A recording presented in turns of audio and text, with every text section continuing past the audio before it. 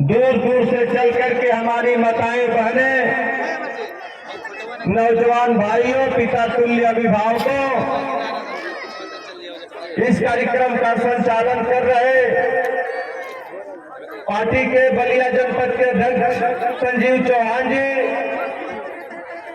इस मंच पर उपस्थित सभी नेतागण, हम सभी लोग के ईश्वर में हार्दिक अभिनंदन वंदन स्वागत करते हैं। साथियों, आज ये जो महायज्ञ आप लोगों के उपस्थिति में संपन्न होने जा रही है, खड़ा चलाइए, खड़ा कीजिए। इस महायज्ञ के आप सभी लोग साक्षी हैं, इस महायज्ञ के आप सभी लोग गवाह हैं। यह महायज्ञ कराने की आवश्यकता के ऊपर ही हम लोगों को कि हम लोग अपने पूर्वज अंतिम शासक इस देश के राष्ट्र रक्षक पृथ्वीराज चौहान जी को याद करने के लिए आए एकत्र हुए। साथियों, पृथ्वीराज चौहान का इतिहास इस देश का गौरवशाली इतिहास है, जिसके इतिहास को प्रदेश और देश की सरकारें, आप लोगों ने जिनको वोट देकर के सरकार बनाया, उन सारी सरकारों ने आपके इतिहास के साथ खिलवाड़ किया और आपके इतिहास को दबाने का पूरा प्रयास किया। इसलिए जनता क्रांति पार्टी राष्ट्रवादी ने यह निर्णय लिया, यदि इस देश में यदि अंबेडकर जी की पूजा हो सकती है, रविदास जी की पूजा हो सकती है, कालिदास, तुलसीदास, परशुराम, गांधी, गोडसे, सावरकर, रविदास, सुखदेव जी की पूजा हो सकती है, तो आपके पूर्वज पृथ्वीराज चौहान जी की भी पूजा होनी चाहिए। इसलिए जनता क्रांति पार्टी राष्ट्रवादी ने यह तय किया, यदि इस देश में सारे महापुरुषों की पूजा हो रही है, तो पृथ्वीराज चौहान जी की भी पूजा इस प्रदेश और देश में होगी। तो हम लोगों ने निर्णय लिया कि बलिया से लेकर के गाजियाबाद तक 108 स्थानों पे पृथ्वीराज चौहान महायज्ञ करवाएंगे। और जो प्रदेश और देश की गुंगी बारी सरकार है, जो प्रदेश और देश की गुंगी बारी सरकार है, जिनके कानों तक आपकी आवाज नहीं जा पा रही है, उसके कानों तक हम लोग साउंड बजाने का काम करेंगे। इसलिए उत्तर प्रदेश में बलिया से लेकर के गाजियाबाद तक 108 स्थानों पर जंग करेंगे और पृथ्वीराज चौहान के वंशजों को एक करेंगे। साथियों, कहा जाता है, कई वक्ताओं ने बताया है कि जिनके इतिहास को दबाया जाता है, उनके भविष्य को भी दबाने का प्रयास किया जाता है। हम लोग के इतिहास को दबाया गया। इस प्रदेश और देश में आपका नाम लेने वाला कोई नहीं है। न इस प्रदेश की सरकार आपके पूर्वज का नाम लेती है, न इस देश की सरकार आपके पूर्वज का नाम लेती है। तब जाकर के पृथ्वीराज चौहान के वंशजों ने यह मन बनाया कि हम अपने पूर्वज को याद करेंगे, अपने पूर्वज की पूजा करेंगे और इस प्रदेश और देश की सरकार को मजबूर करेंगे। जब इतना हम लोग करेंगे तो निश्चित इस देश का प्रधानमंत्री, इस प्रदेश का मुख्यमंत्री, जो आपके वोटों के बदौलत बना है, वो भी आपके पूर्वज को याद करेंगे। हम मजबूर करेंगे इस सरकारों को। इसलिए हम लोगों ने 108 स्थानों पे पृथ्वीराज चौहान महायज्ञ करने का निर्णय लिया। तो ये पृथ्वीराज चौहान महायज्ञ 108 स्थानों पे होना चाहिए, 108 स्थानों पे होना चाहिए कि नहीं होना चाहिए?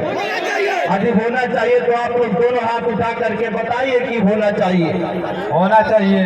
तो जिस तरह से आप लोग इस महायज्ञ में आकर के, इस महायज्ञ में शामिल होकर के, इस महायज्ञ, इस कड़ाके की सर्दी में, इस महायज्ञ में आकर के आज कड़ाके की सर्दी में गर्मी पैदा कर दिया है, तो आप लोग इसी तरह हमेशा तैयार रहिए। अपने पूर्वज को याद करने के लिए, अपने माता और पिता को याद करने के लिए। इसलिए कि ये जो वर्तमान की सरकार चल रही है, चाहे पूर्व की सरकार रही हो, इन सारे सरकारों ने आपके अधिकारों को लूटा। हमारे हिस्से को लूटा है। इसलिए जनता क्रांति पार्टी राष्ट्रवादी अपने हिस्से को वापस करने के लिए यह अपने लोगों से निवेदन कर रही है। यह चौहान समाज के लोग यदि इस देश में चमार एक हो सकता है, यादव एक हो सकता है, राजभर एक हो सकता है, कुमार लोहार एक हो सकता है, ठाकुर ब्राह्मण बनिया एक हो सकता है, तो आप एक हो सकते हैं कि नहीं हो सकते हैं? कितने लोग चाहते हैं कि एक हो सकते हैं? हाथ उठा करके बताइए कि हम एक हो सकते हैं। जिस दिन साथियों आप एक हो गए, उत्तर प्रदेश की सरकार और देश की सरकार की चाबी आपके हाथों में होगी, आपके बेटे के हाथों में होगी। इसलिए हम लोग इस आंदोलन को लड़ रहे हैं, सारे साथ हैं।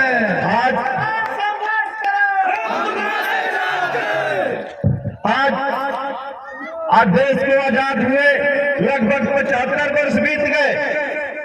75 वर्षों से आप सभी लोगों ने वोट दे करके कभी कांग्रेस की सरकार बनाई, कभी कम्युनिस्ट की सरकार बनाई, कभी जनता पार्टी की सरकार बनाई। वर्तमान में भारतीय जनता पार्टी की सरकार चल रही।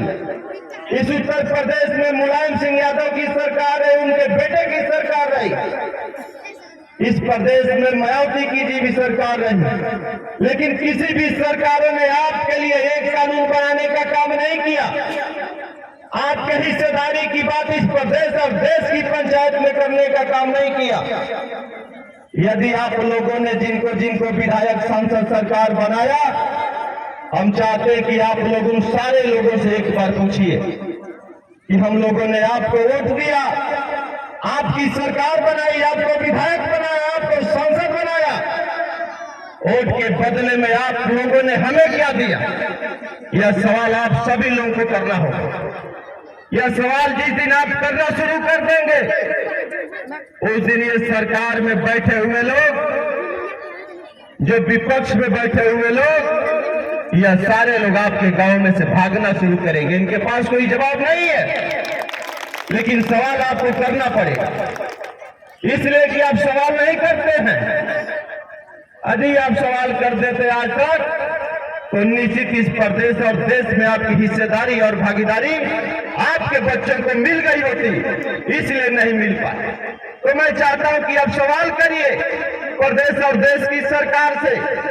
तो जब आप सवाल करना शुरू करेंगे, तो निश्चित आपकी हिस्सेदारी और भागीदारी मिलेगी।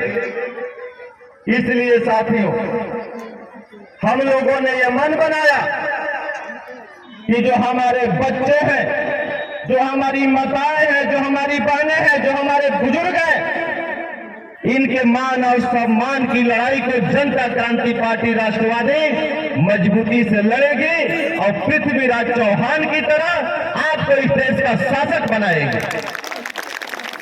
आज इस देश में आपको फ्री में राशन दिया जाता है, आपको फ्री में तेल दिया जाता है, फ्री में नमक दिया जाता है, फ्री में पेंशन दिया जाता है, लेकिन यही सरकार जो आपको ये सारी चीजें फ्री में दे रही है, वो आपके बच्चों को पढ़ने से रोक रही है।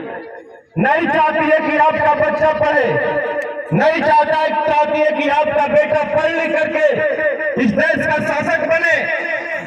यदि ये लोग चाहते हैं कि आप पढ़े, आपका बेटा पढ़े, तो आपके बच्चों को भी पढ़ाई में छूट मिलना चाहिए। आपके बच्चों को भी इस पढ़ाई में छूट मिलना चाहिए। लेकिन जो पढ़ने वाले यहाँ नौजवान खड़े हैं, या सैकड़ों नौजवान खड़े हैं जो आज भी पढ़ रहे हैं, मेहनत कर रहे हैं नौकरियों के लिए, मैं नौजवानों से पूछना चाहता हूं, यदि आप नौकरी के लिए फॉर्म खरीदते हैं, तो क्या उसमें आपको छूट मिलता है? नहीं मिलता है। यदि आपका बेटा पढ़ने के लिए फॉर्म खरीदता है, स्कूल में नाम लिखवाने के लिए फॉर्म खरीदता है, तो उससे उतना ही पैसा लिया जाता है जितना कि इस देश के मजबूत लोगों से लिया जाता है। लेकिन यही एक वर्ग है, यही एक वर्ग अनुसूचित जाति के लोग, जिस मायावती जी को आप लोगों ने वोट देकर के मुख्यमंत्री बनाया, मायावती जी के लोगों को छूट मिलता है। जो फार्म आपके बेटे को 100 रुपये में मिलते हैं, वो फार्म मायावती जी के बेटे को मात्र और मात्र 10 रुपये में मिलता है। तो आपके साथ अन्याय हो रहा है कि नहीं हो रहा है? किसी ने इस बात को प्रदेश और देश की पंचायत में रखा? नहीं रखा साथियों। तो इस तरह से आपको पढ़ने से रोका गया। यदि आपका लड़का यदि डॉक्टर, मास्टर, इंजीनियर बनना चाहे, बीएड करना चाहे, आईआईटी करना चाहे, एमबीबीएस करना चाहे, डिप्लोमा करना चाहे, वहां भी आपसे इनसे कई गुना फीस ली जाती है। आपके बच्चों से कई गुना शुल्क लिया जाता है। पढ़ने वाले नौजवान यहाँ खड़े हैं, बैठे भी हैं। आप लोगों से पैसा अधिक लिया जाता है कि नहीं लिया जाता है? ये लड़ाई कौन लड़ेगा? हम चाहते हैं साथियों, यहाँ माताएं बहनें बैठी हैं, हमारे नौजवान लोग खड़े हैं। हम चाहते हैं कि यदि इस देश में आप चाहते हो कि समानता स्थापित हो, आप चाहते हो कि ये जो पिछड़े लोग हैं ये आगे बढ़े, तो जिस तरह से अनुसूचित जाति के बच्चों को पढ़ाई में छूट मिलता है, उसी तरह चौहान समाज के साथ पूरे ओबीसी के बच्चों को छूट मिलना चाहिए, चाहे वो पढ़ाई में, चाहे प्रवेश में, चाहे शिक्षा शुल्क में। एक और इसी में आपके बच्चों के साथ अन्याय होता है। आपके बच्चे जब नौकरियों के लिए फॉर्म डालते हैं कि हम फॉर्म डाल करके नौकरी लेंगे, वहां भी आपके बच्चों से अधिक पैसा लिया जाता है। और पैसा उतना लिया जाता है जितना संपन्न लोगों से लिया जाता है। ठाकुर और ब्राह्मण भूमियार लाला लोगों से लिया जाता है, उतना ही पैसा आपसे भी लिया जाता है। लेकिन जब आपका बेटा परीक्षा देने दिल्ली जाता है, मुंबई जाता है, भोपाल जाता है, पटना जाता है, तो उसको किराया भाड़ा के नाम पे कुछ नहीं मिलता है। लेकिन 80% नौकरियों में मायावती जी के बच्चों को यह सुविधाएं मिलती है। और जो लड़का परीक्षा देने जाता है तो 80% नौकरियों में आने और जाने का, रहने का किराया मिलता है, मुआवजा मिलता है, लेकिन आपके बच्चों को नहीं मिलता। यह बात सही है कि गलत है? पढ़ने वाले नौजवान बताओ।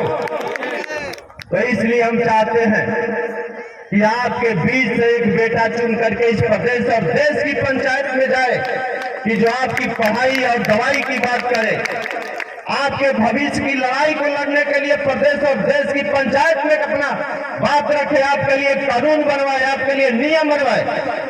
इसलिए हम लोग परेशान हैं।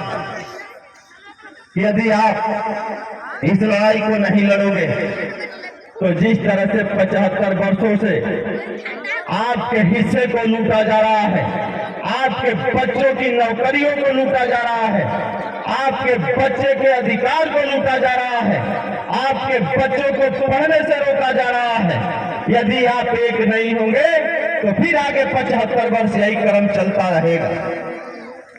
आप अपने अगल बगल के लोग गांव में प्रधानी का चुनाव लड़ते हैं, तो आपके गांव के ही अगल बगल के जो लोग हैं, आप जिनके कहने पे उनको वोट देकर के उनकी सरकार बनाते हैं, चाहे वो समाजवादी पार्टी के लोग हो, भारतीय जनता पार्टी के लोग हो, कांग्रेस पार्टी के लोग हो, बहुजन समाज पार्टी के लोग हो, आप तो उनके कहने पे सरकार बनाते हैं, लेकिन आपके कहने पे वो आपको प्रधान भी नहीं देखना चाहते हैं। ये बात सही है कि गलत है? सही है। आपके बेटे को प्रधान नहीं देखना चाहते हैं, आपके बेटे को गांव का क्षेत्र पंचायत सदस्य नहीं देखना चाहते हैं, आपके बच्चे को जिला पंचायत होते हुए नहीं देखना चाहते हैं। तो जो आपको गांव का प्रधान नहीं देखना चाहता है वो आपकी सरकार कैसे देखेगा साथियों?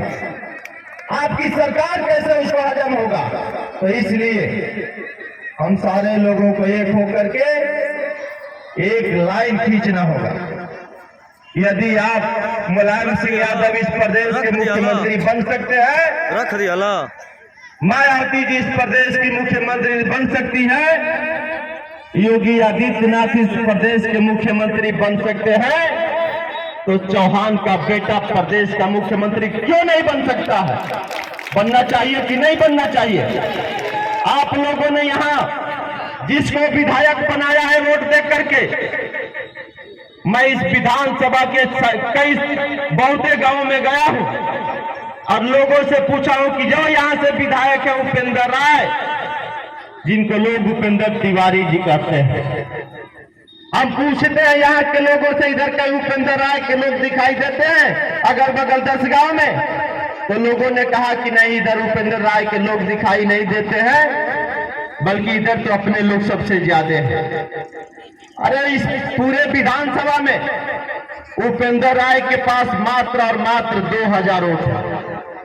मात्र 2000 वोट वाला यहां से विधायक बना है, और आप उनसे 15 गुने ज्यादा हैं, तो उनके पीछे चपरासी का काम करते हैं, उनके पीछे पीछे घूमने का काम करते हैं साथियों। तो एक बार आप कहिए उपेंद्र राय जी से और उनकी पार्टी से, जब हम लोग आपको 2 बार यहां से विधायक बनाए, क्या आपकी पार्टी हमको यहां से विधायक बनाने के लिए तैयार है? आप लोग बताइए, वो तैयार होंगे? नहीं होंगे साथियों। आखिर ऐसा क्यों हो रहा है कि लोग आपसे वोट ले लेते हैं, आप उनके कहने पे वोट दे देते हैं, लेकिन जब आपको वोट लेने की बारी आ जाती है तो वो लोग वोट देने के लिए कभी तैयार नहीं होते हैं। इसलिए कि वोट की कीमत इस देश में सबसे ज्यादा है।